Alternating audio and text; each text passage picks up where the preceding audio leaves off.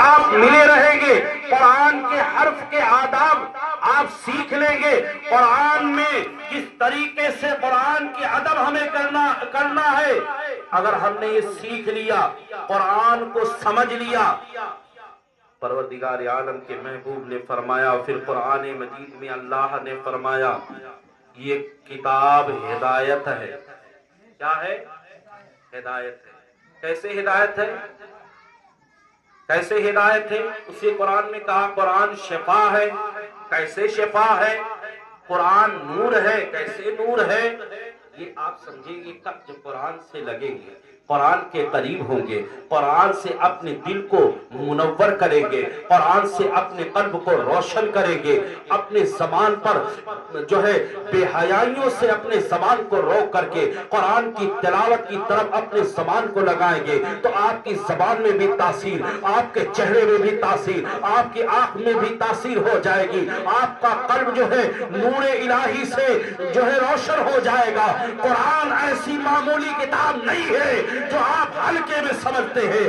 آپ تیجے اور فاتحے احسان ثواب کے لیے قرآن کا نزول نہیں ہوا ہے، قرآن کا نزول خیر و برکت کے لیے ہوا ہے، قرآن کا نزول ہدایت کے لیے ہوا ہے، قرآن کا نزول شریعت رسول پر چلنے کے لیے ہوا ہے، قرآن کا نزول ہماری آخرت کو سنوارنے کے لیے۔ لیکن جب قرآن سے لگے، قرآن سے جڑیں گے، قرآن کو سمجھیں گے، تب آپ ہدایت کے راستے پر گامزن ہوں گے۔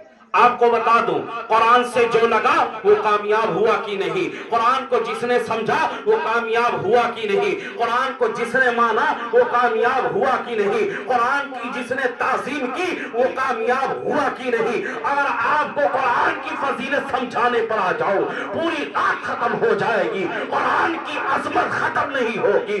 مٹانے والے مٹانے کی کوشش کرتے رہے لیکن وہ خود مٹ گئے، وہ خود فنا ہو گئے، ان کے وجود کو آج کوئی تسلیم نہیں کر رہا ہے، لیکن قرآن صبح قیامت تک خود بھی روشن رہے گا اور جو اسے سمجھے گا وہ بھی۔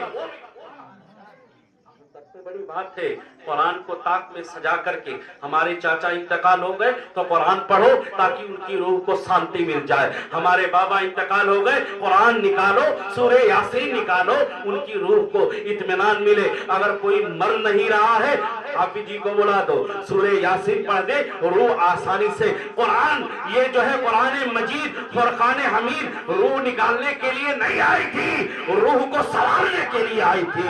قرآن مجید سارے ثواب کم، اس کو سمجھنے کے لیے زیادہ آیا تھا۔ جب قرآن سمجھنے کے